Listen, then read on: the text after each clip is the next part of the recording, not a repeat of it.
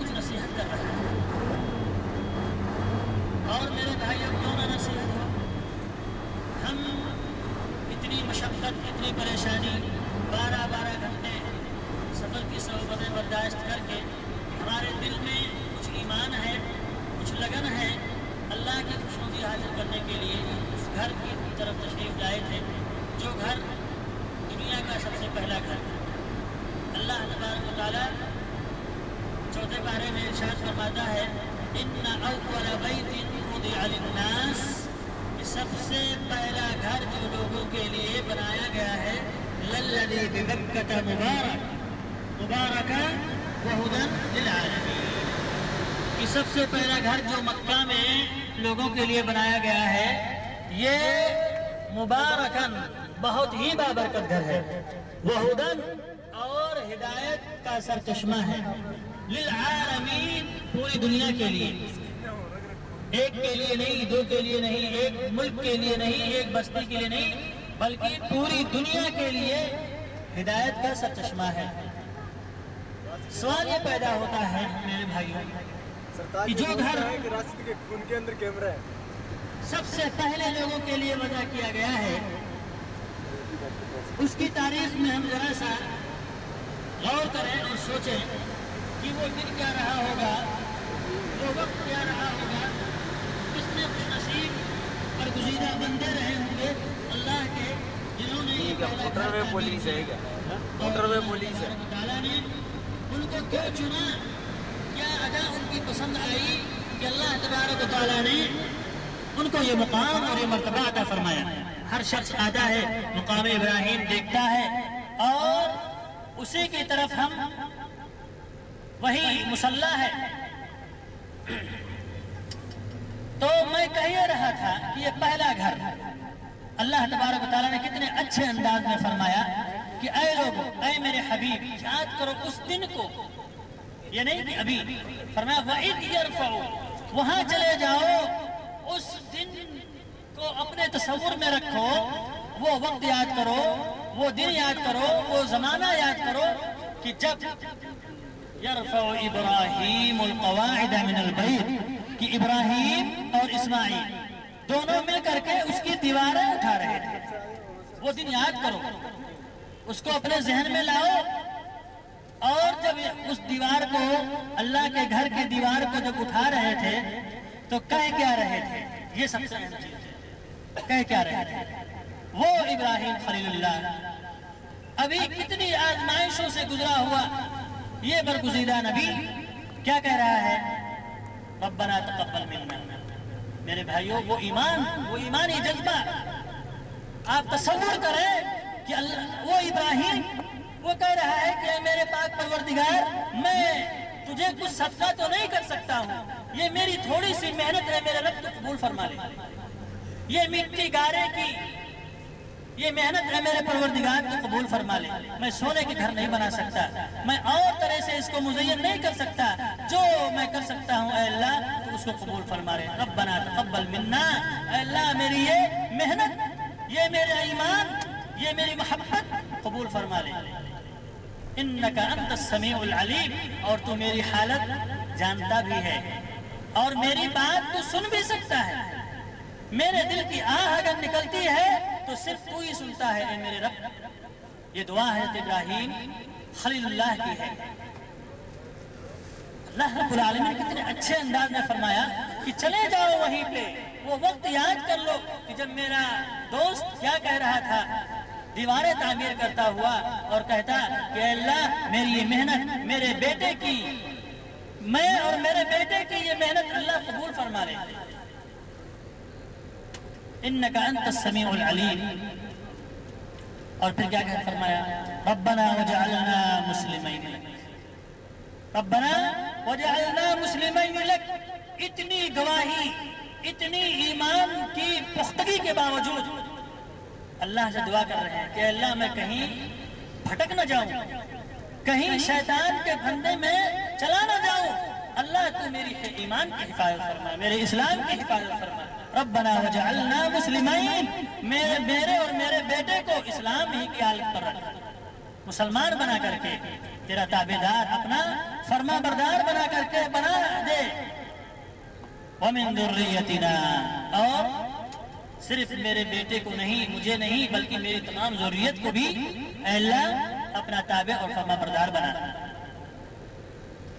उम्मतन मुस्लिमतन luck, पूरी उम्मत अपने ताबेदार बना दे। वअरिना मनासिकना वतुब अलैना इन्नका अंतत तव्वाबुर रहीम, और मेरे मनासिक को दिखा, वतुब अलैना, और मेरी दुआ कबूल फरमा ले। क्यों? इसलिए अगर तू कबूल नहीं फरमाएगा तो दुनिया में कोई ऐसी जात नहीं है कि जो किसी की फरियाद सुन सके। मेरे भाइयों, कितनी अच्छी बात है। एक मुसलमान उम्रा करने वाला, काबतुल्लाह को अपनी आंखों से देखने वाला शख्स कैसे मुशरिक हो सकता है? लेकिन हकीकत है कि मुशरिक भी होते हैं। अल्लाह खुद फरमाता है कि ईमान भी लाते हैं, वमा युमिनु अक्सरुहुम बिल्लाह इल्ला वहुम मुशरिकून, कि अल्लाह पर ईमान लाने बहुत से हैं, लेकिन बहुत से उनमें से मुशरिक भी हैं, शिर्क करते हैं, ला इलाहा इल्लल्लाह भी पढ़ते हैं और शिर्क भी करते हैं। और ये हम कोई ऐसी चीज नहीं है कि जिसको हम समझ ना सके, ये हमारे यहाँ मौजूद है। हम सब अल्लाह को, सारा मुसलमान ये जानता है कि अल्लाह तबारक व तआला ही हमें रोजी देने वाला है, अल्लाह तबारक व तआला ही हमारा राज़िक व खालिक है। हर मुसलमान, पूरी दुनिया का जो भी मुसलमान है, सबका इस पर मुकम्मल ये यकीन है। लेकिन इसके बावजूद मेरे भाइयों, गैरुल्लाह को पुकारा जाता है कि नहीं पुकारा जाता है? कोई कहता है या ख्वाजा गरीब नवाज, कहते हैं कि नहीं कहते हैं? क्या हज़रत इब्राहिम अलैहिस्सलाम ने ये दुआ मांगी? क्या अल्लाह के नबी सल्लल्लाहु अलैहि वसल्लम ने ऐसी दुआ की? क्या सहाबे किराम रिज़वानुल्लाहि अलैहिम अजमाइन ने किसी बंदे को पुकारा? यहीं पर एक सवाल है कि ये इब्राहिम, अल्लाह तबारक व तआला फरमाता है वमन अहसनु कौलन, उस शख्स से बेहतर कौन है, किसकी बात हो सकती है? दीनन, किसका बेहतर दीन हो सकता है उस शख्स से बेहतर? क़ियामन मिल्लत इब्राहीम हनीफा, इब्राहिम से बेहतर किसका ईमान हो सकता है, किसका दीन हो सकता है? अल्लाह खुद सवाल करता है, नहीं हो सकता। इब्राहिम से बेहतर किसी का ईमान हो ही नहीं सकता। क्यों?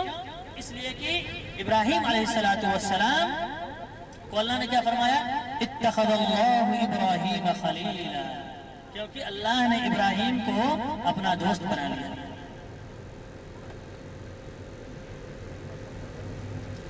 तो जब अल्लाह तबारक व तआला ने इब्राहिम अलैहिस्सलातु वस्सलाम के दोस्ती की जमानत खुद और उसकी ताकीद खुद कुरान करीम में अल्लाह तबारक व तआला ने फरमा दी, तो उनकी विलायत में कोई शक है?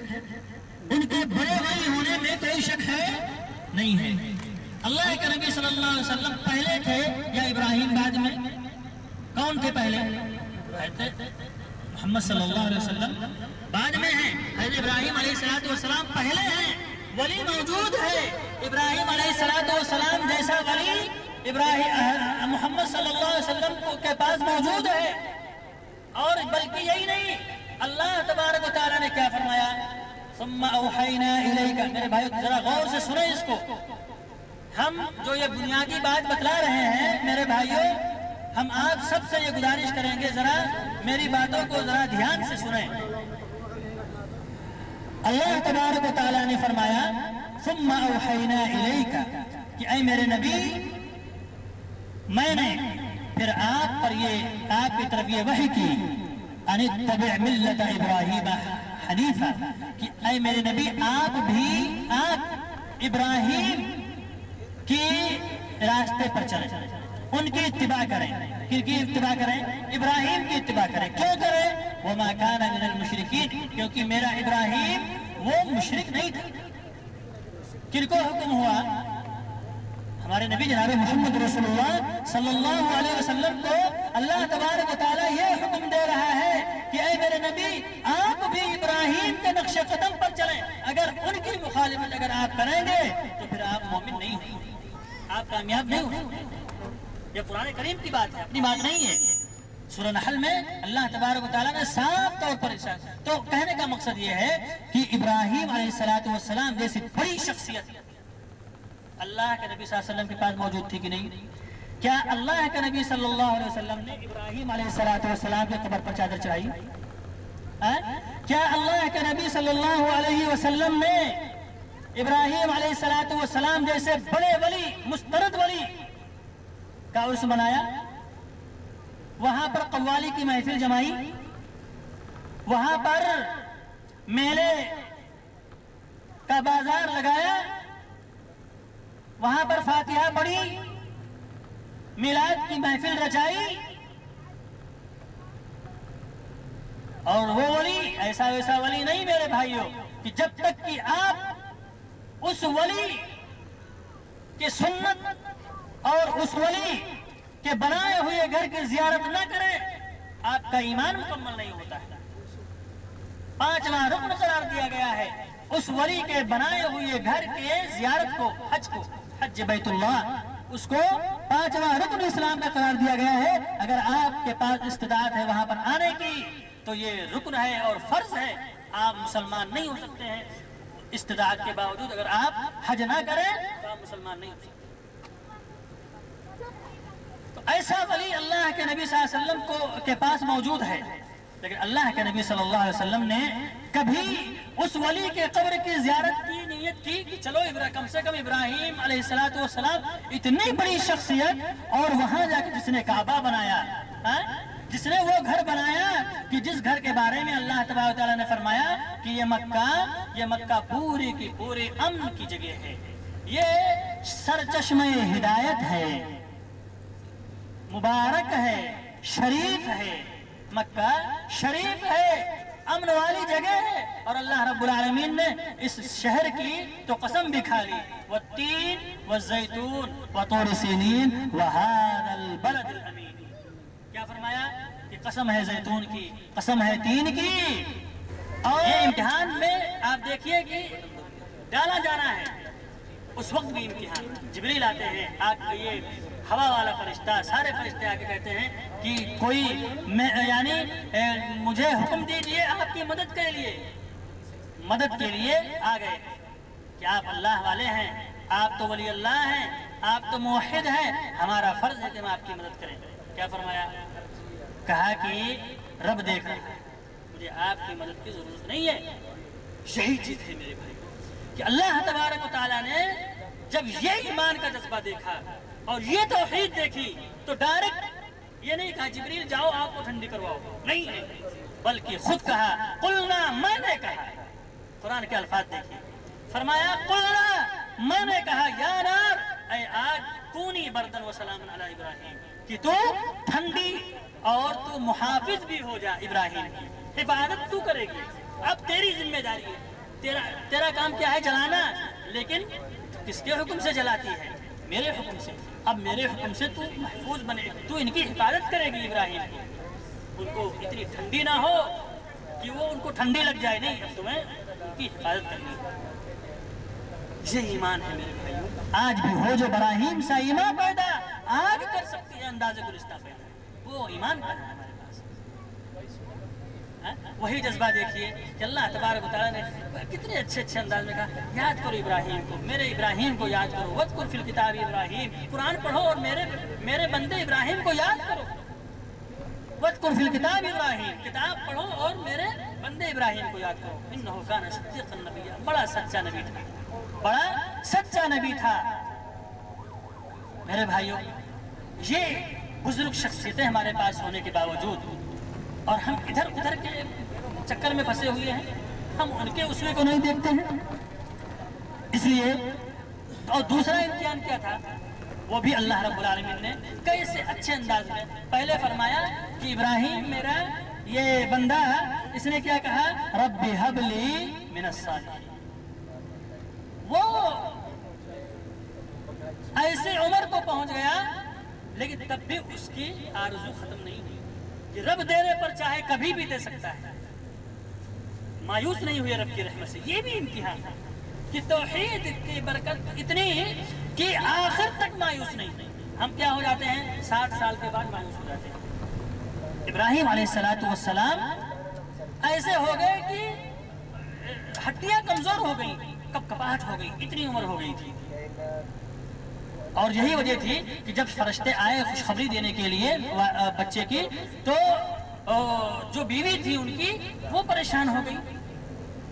فسکت وجہ، ہائے باپ ایسے کہا، فسکت وجہ، ہائے اب اس عمر میں عجوز عقیم، کھوسٹ بڈھی، اب اس عمر میں ہمیں بچہ ہوگا.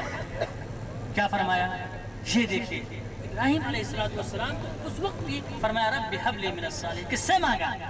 کس سے مانگا میرے بھائیوں؟ رب سے مانگا. انبیاء نے کس سے مانگا؟ رب سے مانگا.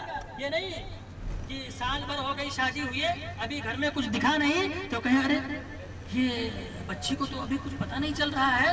گھر کی عورتیں اور یہ سب خسر پھسر شروع کر دیتی ہیں کہ بھئی اس سے اچھا تو وہ فلانی کے یہاں کچھ نہیں ہوا تھا، وہ گئی تھی فلاں کے یہاں نظر و نیاز مانگی تھی اور اس نے بکرا ذبح کرنے کے لیے یہ ہوا تھا کہ فلاں کے آستانے پر یہ کریں گے، تو انہوں نے ان کی گود ہری کر دی.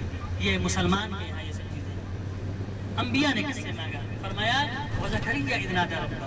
زکریا کو بھی یاد کرو کہ جب انہوں نے اپنے رب کو پکارا، کیا فرمایا؟ رب لا تذرنی فردا وانت خیر الوارثین. اے میرے رب تو مجھے اکیلا نہ چھوڑ، تو مجھے نرینہ اولاد دے دے. رب سے مانگو میرے بھائیو، رب دینے والا دے گا اگر ہمارے مصلحت کے موافق ہوگا، اور جب ہوگا تب رب دے گا. رب بہت بڑا حکیم ہے. تو اللہ رب العالمین کیا فرماتا ہے کہ میں نے اپنے حبیب کو فبشرناہ بشارت دی بغلام حلیم. کس کی؟ بردبار. بردبار. میرے بھائی ایک ہی اگر اولاد ہو، اگر نیک ہو تو اس کے لیے دنیا ہی میں جنت. اچھی نیک ہم نے بشارت دے دی. فلما بلغ معه السعی، لیکن یہاں پہ بھی امتحان دیا بھی اور پھر امتحان. سارے امتحان، بیوی کے بارے میں تو امتحان، اپنے بارے میں تو، اپنی ذات کے بارے میں بھی امتحان. بیٹا دیا، بیٹے میں بھی امتحان. اور فرمایا فلما بلغ معه السعي قال يا بني إني أرى في المنام أني أذبحك فانظر ماذا ترى قال يا أبتي افعل ماذا تؤمر ستجدني إن شاء الله من الصابرين. جب چلنے لگا، دیکھو جب چلنے لگتا ہے بچہ تو اس وقت کتنی محبت ہوتی ہے کہ بچہ ایک وقت ایک منٹ بھی دور نہ جائے. اس کی ہر ہر ادا، ہر ہر حرکات سب بہت اچھی لگتی ہے. اس کا مارنا بھی اچھا لگتا ہے. ایسے وقت میں دیکھیے کیا حکم ہو رہا ہے کہ ابراہیم اس بیٹے کو ذبح کرو. یہ بڑا امتحان، میرے بیٹے کو، یہ اس بیٹے کو ذبح کر دو، اپنے بیٹے کو. اب ابراہیم علیہ السلام یہ کیسے کہیں اپنے بیٹے سے؟ کیسے کہیں؟ ایک دن دیکھا، پھر 2 دن دیکھا، تیسرے دن پھر نہیں رہا تو فرمایا اپنے بیٹے کے پاس وہ بات رکھ دی کہ میرے بیٹے تمہارا کیا خیال ہے اس کے بارے میں. اور اللہ رب العالمین نے بیٹا بھی کیسا دیا. اس نے کیا کہا؟ یا ابتی افعل ما تؤمر. اے میرے ابا جان آپ کر گزریے جو آپ کو حکم ہو رہا ہے، اور مجھے صبر کرنے والے ہو سکتے ہیں. صبر کرنے والا، میں صبر کروں گا. آپ چلائیں میرے گردن پر چھوڑی. رب کے لیے، رب کی خوشنودی کے لیے میں اپنی جان دے دوں گا. کوئی بچہ ایسا کہے گا آج کل؟ ایسا کوئی نہیں کہہ سکتا ہے. یہی ایمان تھا میرے بھائیوں، اور یہی وہ جذبہ کہ آج دور دور سے لوگ، پوری دنیا آتی ہے، اور جب سوچو کہ چلو ابھی کعبے میں کم بھیڑ ہوگی اور آؤ تو اور بھیڑ رہتی ہے. یہ ایمان ہے میرے بھائیوں. آپ بھی اگر اپنے ایمان میں صادق ہوں، اپنے رب سے وہ تعلق جوڑ لے جو تعلق ابراہیم کا تھا، جو تعلق ہمارے نبی جناب محمد رسول اللہ صلی اللہ علیہ وسلم کا تھا، اور جو عقیدہ اللہ کے نبی صلی اللہ علیہ وسلم نے اپنے صحابہ کرام کو بتلایا، جو عقیدہ اپنے بیٹیوں کو بتلایا، جو عقیدہ اپنے پھوپھی کو بتلایا، جو عقیدہ اپنے چچا کو بتلایا. کیا بتلایا؟ کہ میں تمہارے کام نہیں آ سکتا ہوں. عمل کرو اللہ کے ساتھ، نیک عمل، خالص عمل، ایمان کو خالص رکھو، شرک نہ ہو. میرے بھائیوں اگر یہ عقیدہ ہمارے سمجھ میں آ جائے تو پھر ہمارا بیڑا پار ہے. ہمارے عمرہ بھی قبول، ہمارا حج بھی قبول، ہماری نمازیں بھی قبول، ہمارے دعائیں بھی قبول، ساری چیزیں قبول ہوں گی. لیکن اگر یہاں پر خلل ہے تو پھر کتنے بھی آپ سجدے کر ڈالیں ایک بھی سجدے کا کوئی فائدہ نہیں ہوگا. کیوں؟ اس لیے کہ وہاں کنیکشن رب کے ساتھ نہیں ہے. بیچ میں کہیں گڑبڑی، بیچ میں رب تک وہ بات نہیں پہنچ رہی ہے. کیوں؟ ہمارا دل وہاں نہیں جا رہا ہے. ہمارا دل تو یہیں نیچے لٹک جاتا ہے، پھر اوپر کیسے جائے گا؟ اتنی محبت ہو گئی ہے ان قبر والوں سے کہ ان کی شان میں ایک لفظ سننے کے لیے تیار نہیں ہے، لیکن رب کی شان میں آپ کچھ بھی کہہ ڈالیں.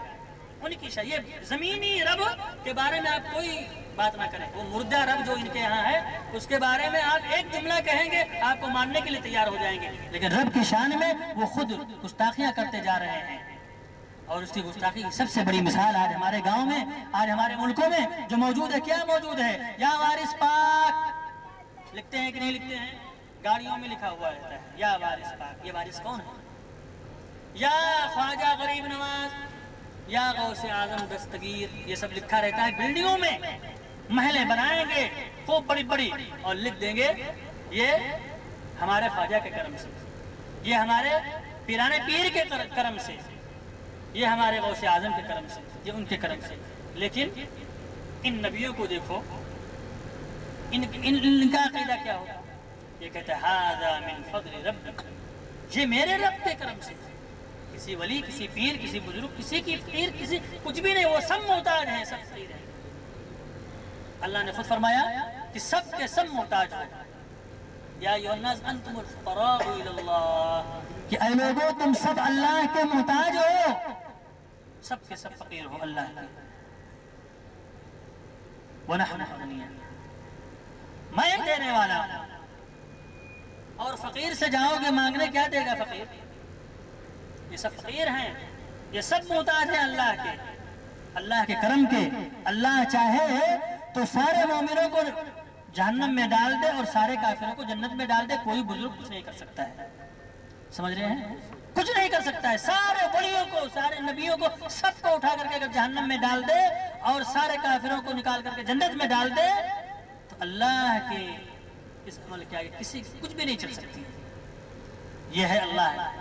اللہ کسی کے سمرتھن سے اس کی حکومت نہیں ہے کہ اگر کسی پیرانے پیر کی بات نہیں مانے گا تو پیرانے پیر اپنا سمرتھن ہٹا لیں گے. خواجہ غریب نواز کی بات نہیں مانے گا تو خواجہ غریب نواز اپنی سمرتھن کھینچ لیں گے. کسی کی سمرتھن سے اس کی حکومت نہیں چل رہی ہے. اسی کی تو حکومت ہے کہ جس حکومت کو کسی کے سمرتھن کی ضرورت نہیں ہے. اور ملکوں کی مثال دیتے ہو، دنیا کی مثال دیتے ہو اس رب کے لیے کہ جس رب نے خود فرما دیا لا تضربوا للہ الامثال، اللہ کے لیے مثالیں نہ بیان کرو دنیا کی. اللہ یعلم انتم لا تعلمون، اللہ کو معلوم ہے، تم کیا جانتے ہو اللہ کی حیثیت کیا ہے. اور تم کہتے ہو کہ تم میاں اللہ تک کیسے پہنچ سکتے ہو؟ یہ ولی ہمارے وسیلہ ہیں. جس طریقے تمہیں چھت پر چڑھنے کے لیے کس کی ضرورت پڑتی ہے؟ سیڑھی کی ضرورت پڑتی ہے. اور یہاں پہ بھی دیکھو میرے بھائیوں، یہاں پر بھی اتنا بڑا دھوکہ ہو رہا ہے کہ جو وسیلے کے نام پر، وسیلہ کیا ہے میرے بھائیوں؟ وسیلہ جائز وسیلے. اللہ نے فرمایا کہ اے لوگوں ہم تک کیسے پہنچو گے؟ ہم تک پہنچو گے جب نبی صلی اللہ علیہ وسلم کے عمل کو دیکھو گے، نمازوں کے ذریعہ ہم تک آؤ گے، دعاؤں کے ذریعہ ہم تک پہنچو گے، قرآن پڑھ کر کے میرے قریب ہوگے. یہ وسیلے ہیں. نیک اعمال وسیلہ ہے، نہ کہ برے اعمال وسیلہ. شرک کیسے وسیلہ بن سکتا ہے میرے بھائی؟ شرک کیسے وسیلہ بن سکتا ہے اللہ کا؟ عبادتیں وسیلہ بنیں گی. آپ نیک بنے، موحد بنے، سب سے بڑا وسیلہ یہ ہے. توحید سب سے بڑا وسیلہ اللہ تک پہنچنے کے لیے، سب سے بڑا وسیلہ توحید ہے. اس کی مثال، آپ نے گھر بنایا، آپ نے گھر بنایا اور گھر میں چڑھنے کے لیے آپ زینہ بناتے ہیں کہ نہیں بناتے ہیں؟ وہ آپ بناتے ہیں نا، کہ کوئی بھی پڑوسی والا آ کر کے سیڑھی لگا کر کے اس پر چڑھے گا. داخل ہونے کے لیے دروازہ آپ بناتے ہیں، آپ کے پاس چابی ہوتی ہے کہ سب کو بانٹے رہتے ہیں کہ سب آئیں اور اپنے طرف سے دروازہ کھول کر کے اس میں سے جائیں. نہیں، تو معلوم کیا ہوا کہ جو دروازہ آپ نے بنایا ہے اور جس طریقے سے آپ راضی ہوں گے کسی کو اس گھر میں آنے کے لیے، وہ کیا مانا جائے گا؟ وہ شریف مانا جائے گا. لیکن اگر کوئی شخص پیچھے سے آ کر کے سیڑھی لگا کر کے اوپر چڑھنے کی کوشش کرے تو پورے محلے والے پکڑ لیں گے کہ یہ تو چور ہے، یہ تو چور ہے. تو ہاں اللہ نے وسیلہ بنایا ہے، اللہ نے وسیلہ بنایا ہے، جائز وسیلے ہیں. اس لیے ان وسیلوں کو تلاش کرنا چاہیے جو جائز وسیلے ہیں، جو شرافت کے ساتھ آپ اس گھر میں جا سکتے ہیں، اس کو تلاش کریں. چوری دروازہ نہیں، چور دروازے نہیں، چوری والے وسیلے نہیں. جو وسیلہ اللہ کے نبی صلی اللہ علیہ وسلم نے بتلائے ہیں کہ اے لوگوں وسیلہ تلاش کرو. وسیلہ کیا ہے؟ صبر، نماز، یہ سب وسیلے ہیں. قرآن کریم کی تلاوت وسیلہ ہے، صدقہ و خیرات وسیلہ ہے، حلال کمائی وسیلہ ہے، اپنے بچوں کی تربیت یہ وسیلہ ہے، جائز تربیت یہ وسیلہ ہے. یہ سب وسیلے ہیں. حج وسیلہ ہے، عمرہ وسیلہ ہے. یہ سب آپ آئے کیوں آئے ہیں؟ تاکہ اللہ کے قریب ہوں. یہ وسیلے ہیں میرے بھائیوں. یہ اس طریقے سے سمجھیں. ہمیں بہت ایسے بے وقوفوں کی طرح مثالیں دے کر کے اور ہمارے عقیدے اور ایمان کو آج دیکھیے کہ ہمارے ملکوں کی کیا حالت ہے میرے بھائیوں. کیا حالت ہے؟ کیا وہی اسلام؟ ابھی بریلی میں ایک پتہ نہیں کس کا عرس تھا 4-5 دن پہلے، تو اس میں تھا کہ محفل سما میں ایک بڑی خوبصورت قوالیہ وہ بیٹھی گا رہی ہے. اس میں پیپر میں آیا ہوا تھا. اس میں نہیں جائیں گے لوگ تو اور کس میں جائیں گے یہ نوجوان. اس لیے میرے بھائیوں ہم توبہ کریں اور ہر شرک سے اللہ رب العالمین سے یہ دعا کریں کہ اللہ رب العالمین ہمیں شرک جیسے بھیانک گناہ سے ہمیں بچا اور ہمیں موحد بنا، ہمیں توحید والا بنا، ہمیں صرف اپنا محتاج بنا، کسی ایرے گیرے کا محتاج نہ بنا، نہ ہمیں نبی کا محتاج بنا، نہ ہمیں کسی پیران پیر کا محتاج بنا، نہ ہمیں خواجہ اجمیری کا محتاج بنا. اے اللہ اگر ہمیں محتاج بنا تو صرف اپنا محتاج بنا، اپنا بندہ بنا. اللہ تبارک و تعالی ہم سب کو صحیح سمجھ عطا فرمائے. وآخر دعوانا الحمدللہ رب العالمین والسلام علیکم ورحمۃ اللہ وبرکاتہ.